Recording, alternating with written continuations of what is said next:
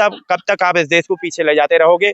कई बार इसे 500-700 सालों तक मुगलों ने इस पे राज किया और 300-400 सालों तक अंग्रेजों ने आप पे राज किया। आज आपको इकट्ठा होने की जरूरत है। तो किन किन चीजों की जरूरत है गोसाईगंज में? गोसाईगंज में सबसे बड़ी जरूरत यह है कि नौजवान भटके नहीं, जात धर्म के नाम पर लड़ाई न करे। नेता आपको लड़ाई करवा करके चले जाएंगे। वो कहते हैं मेरे जैसा यादव जो जिसके आंख हो, जिसके हाथ हो, जिसके पैर हो और जो देखता हो, जो सही बोलता हो, उसके लिए समाजवादी पार्टी में और सैफई परिवार के घर में कोई जगह नहीं है। मैं पंच ना बनूं, मैं कभी विधायक ना बनूं, मैं ऐसे रहूं, लेकिन किसी ऐसे माफिया गुंडे के साथ मैं मंच साझा करके विधायक बनना नहीं चाहता। इसलिए मैंने उस टिकट को ठुकरा दिया था। सादर नमस्कार मित्रों, अभी हम जनपद अयोध्या के गोसाईगंज विधानसभा में है और देखा जाए तो बिहार में इस समय चुनावी गर्मी जो है एकदम बढ़ गई है। चुनाव एकदम करीब है। पार्टियां जो है कुछ कैंडिडेट मैदान में भी उतार दिया है और भी कुछ बाकी है। बिहार की चुनावी गर्मी अब उत्तर प्रदेश में देखने को भी मिल रही है।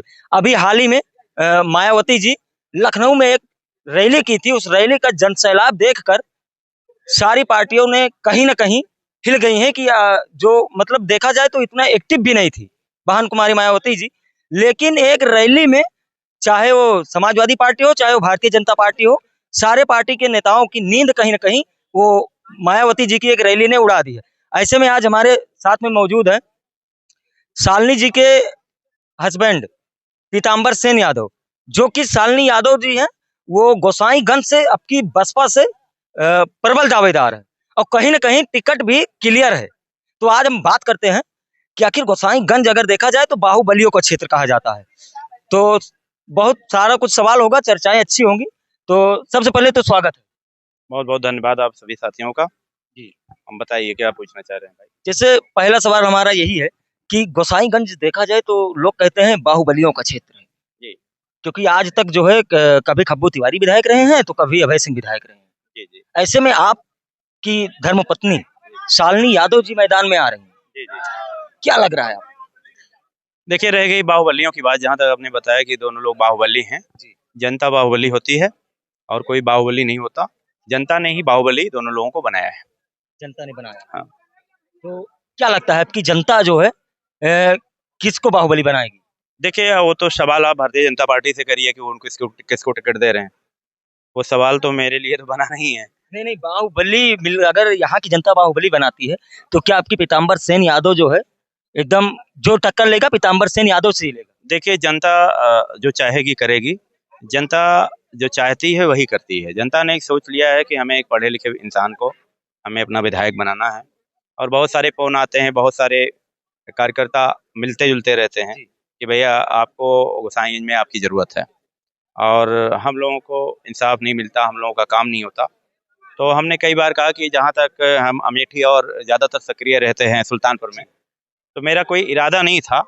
लेकिन जब यहाँ पर दोनों बाहुबली भारतीय जनता पार्टी में चले गए तो निश्चित ही कहीं ना कहीं कोई सीट जरूर खाली होगी। तो मुझे लगा कि नहीं, मुझे अब यहाँ चुनाव लड़ना चाहिए। और पत्नी ने भी देखा कि कई महिलाएं जैसे स्वाति सिंह हैं और अभी ज्योति सिंह का बयान आया, तो उनके भी मन में रहा कि मुझे भी चुनाव लड़ना चाहिए। आप क्षेत्र में घूमते हैं तो ये सीट खाली है तो मुझे क्यों नहीं चुनाव लड़ा रहे हैं। तो उनकी इच्छा थी, तो मैंने कहा ठीक है, आपको मैं बहन जी से बात करके आपको चुनाव लड़वाता हूँ। नहीं तो जैसे अगर देखा जाए तो पीताम्बर सेन यादव परिचय के मोहताज तो है नहीं कि आप काफी सालों से जो है समाज की सेवा कर रहे हैं, लोगों से मिल रहे हैं, लोगों के बीच में जा रहे हैं। अब की बार ऐसा क्या हुआ आपके दिमाग में आया कि चुनाव लड़ना चाहिए?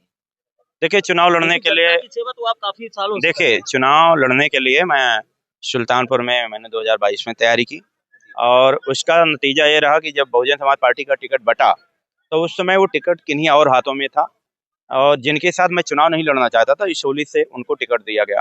तो मैंने माननीय बहन जी के यहाँ मैंने ये बात रखी कि अगर मुझे सदर से टिकट दिया जाए तो इसोली से उनका टिकट काटा जाए, जो बाहुबली चुनाव लड़े थे। मैं उस बाहुबली के साथ एक मंच पे मंच शेयर नहीं कर सकता। मैं पंच ना बनूं, मैं कभी विधायक ना बनूं, मैं ऐसे रहूं, लेकिन किसी ऐसे माफिया गुंडे के साथ मैं मंच साझा करके विधायक बनना नहीं चाहता। इसलिए मैंने उस टिकट को ठुकरा दिया था। और जब मैंने 2024 के चुनाव की तैयारी की तो हमारे नौजवानों ने, जो हमसे मिलते जुलते रहते हैं, उन्होंने कहा भैया समाजवादी पार्टी की लहर है, समाजवादी पार्टी से आप चुनाव लड़िए। मैं जाना नहीं चाहता था क्योंकि उस परिवार को मैं बहुत अच्छी तरीके से जानता हूँ। झंडा ढोने वाले और नारा लगाने वाले तो वहाँ बर्दाश्त किए जाते हैं, लेकिन मेरे जैसा यादव जो जिसके आँख हो, जिसके हाथ हो, जिसके पैर हो और जो देखता हो, जो सही बोलता हो, उसके लिए समाजवादी पार्टी में और सैफई परिवार के घर में कोई जगह नहीं है। 2024 के चुनाव में आपने देखा होगा कि उनके परिवार के अलावा किसी और यादव को टिकट नहीं दिया गया। लेकिन हमारे नौजवानों ने कहा, मैं गया, नतीजा सिफर रहा, मुझे लोकसभा प्रभारी बना के भेजा गया। 8 घंटे में लोकसभा प्रभारी था, मैंने लोकसभा प्रभारी से इस्तीफा दे दिया। तो क्या लगता है आपको कि बहन कुमारी मायावती जी जो है भरोसा करेंगी पीताम्बर सेन पे और पीताम्बर सेन के कंधे पर भार देंगे? एक वाकया बताता हूँ कि 2004 में जब नेताजी चीफ मिनिस्टर थे उत्तर प्रदेश के, तो उन्होंने कई ऐसे बाहुबलियों का जो हमारे समाज में पैदा थे, स्वर्गीय मित्रसेन यादव जी, रमाकांत यादव जी, उमाकांत यादव जी, भालचंद यादव जी, बालेश्वर यादव जी और कैलाश नाथ सिंह यादव जी, ऐसे डीपी यादव जी, सात लोगों को टिकट दिया था और सातों लोग चुनाव बहुजन समाज पार्टी से उनकी सरकार रहते जीत कर आए थे। क्योंकि समाज की उन्होंने उपेक्षा जैसे इस बार किया है, वैसे उस बार उन्होंने समाज की उपेक्षा की और सर्व समाज का वोट पा करके वो लोग बहुजन समाज पार्टी से पार्लियामेंट पहुंच गए थे। 100 में 100% रिजल्ट था। 7 टिकट दिया, सातों जीते। गोसाईगंज मान लीजिए शालिनी यादव जी चुनाव लड़ती हैं और गोसाईगंज की जनता जो है उनको विधायक बनाती है, तो विधायक बनने के बाद में आपने क्या सोचा है कि सबसे सर्वप्रथम हम कौन सा काम करेंगे जो जनता? मैं फिर कह दूं, मैं कभी विधायक एमपी ना बनूं। मैं जो व्यक्ति गलती करता है मैं उसको अपना दुश्मन मानता हूं और जिस समाज में पैदा हुआ उस समाज को मैं अपना दुश्मन नहीं मानता। तो जो जाति का राक्षस है उसके खिलाफ हमें लड़ना है। वो जगह जगह कर, अगर आप यहाँ पर सबको इकट्ठा कर रहे हैं कहीं गांव में, फिर लड़ाई करवा देते हैं लोग, 2 लोगों को उकसा करके नौजवानों से गलत एक दूसरे के बारे में बुलवाते हैं और समाज को अलग करने का काम करते हैं। तो जो जातिवादी राक्षस है इसके खिलाफ लड़ना है जी। अच्छा, ऐसा अभी अगर देखा जाए तो किन किन चीजों की जरूरत है गोसाईगंज में? गोसाईगंज में सबसे बड़ी जरूरत यह है कि नौजवान भटके नहीं, जात धर्म के नाम पर लड़ाई न करे। नेता आपको लड़ाई करवा करके चले जाएंगे, वो कहते हैं जाओ जो करना है कर लो, हम देख लेंगे।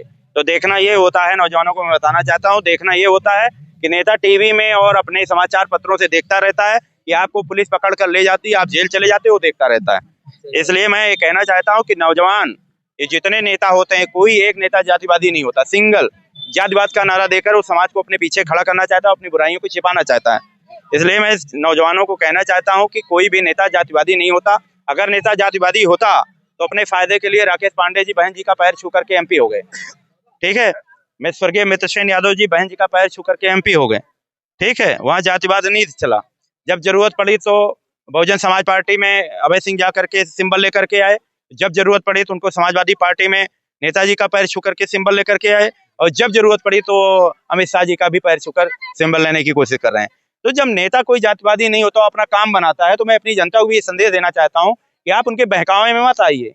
जो आप कमाएंगे, जो हम लोग यहाँ पर गांव में बहुत पुरानी हमारी व्यवस्था है, हम लोग गांव में बहुत पुराने पीढ़ियां हमारी चली आ रही हैं, हम उनके यहाँ निमंत्रण जाते हैं, आप हमारे यहाँ आते हैं, हम उनकी बेटी के शादी में सम्मिलित होते हैं, सुख दुख में सम्मिलित होते हैं। तो वो कौन से लोग हैं जो हमें कुछ पलों के लिए अलग कर देते हैं और मुकदमे करा देते हैं, हम लोग मारपीट करके अलग अलग जो है अलग अलग हो जाते हैं, अलग अलग पार्टियों में वोट देते हैं। सबसे बड़ा मुद्दा यही है कि जो अगर किसी को दवाई की जरूरत है तो उसका इलाज हो, अगर किसी को पढ़ाई की जरूरत हो तो उसको पढ़ाई का इंतजाम हो, अगर कोई आदमी पीड़ित है, उसके पास छप्पर नहीं, रहने का मकान नहीं, तो उसके लिए भी सरकार का ध्यान आकृष्ट कराए, विकास का काम कराए। जहाँ पर सड़कें नहीं है, नाली नहीं है, बिजली नहीं है, उस पर बात करें। जाति और धर्म पर बात करके कब तक आप इस देश को पीछे ले जाते रहोगे।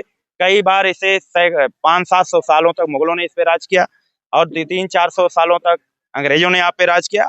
आज आपको इकट्ठा होने की जरूरत है। आप कहीं कोई अलग नहीं है, आप जाते हैं एक दूसरे के यहाँ, चाहे छोटा हो बड़ा हो, आप कुम्हार के यहाँ से जाके करई ले आते हैं, परई ले आते हैं, आप बनमनसा के यहाँ जाके पत्तल ले आते हैं और उसी पत्तल में आप खाते हैं। तो आपके अंदर कौन सा भेद है? जब आपके अंदर इतना भेद नहीं है कि वनमानुष का बनाया हुआ पत्तल में आप भोजन कर सकते हैं, तो आज इन नेताओं के भाषण से आप अलग क्यों हैं? ठीक, इसलिए हमें जनता को सोचने की जरूरत है और जो आदमी समाज की सेवा करे, समाज को एक साथ लेकर चलने की कोशिश करे, नौजवानों को लड़ाने की कोशिश न करे, ऐसी विचारधारा मैं गोसाईगंज में बनाना चाहता हूँ। नौजवानों के लिए काम करना चाहता हूँ, किसानों के लिए काम करना चाहता हूँ, किसानों को खाद, यूरिया, पोटास दिलाना चाहता हूँ, उनके लिए पानी, बिजली और रोटी, कपड़ा, मकान का इंतजाम करना चाहता हूँ। और मैं जातिवाद के खिलाफ बिल्कुल लड़ाई लड़ूंगा और घर घर जाकर लोगों को जागरूक करने का काम करूंगा।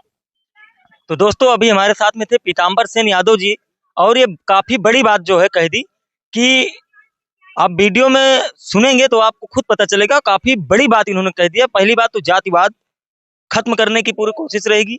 शिक्षा और स्वास्थ्य, अगर मान लीजिए शालिनी यादव जी विधायक बनती हैं, आप लोग अगर सपोर्ट करते हैं तो सर्वप्रथम शिक्षा और स्वास्थ्य, काफी बड़ी बात इन्होंने कहा कि शिक्षा और स्वास्थ्य इसकी जरूरत है।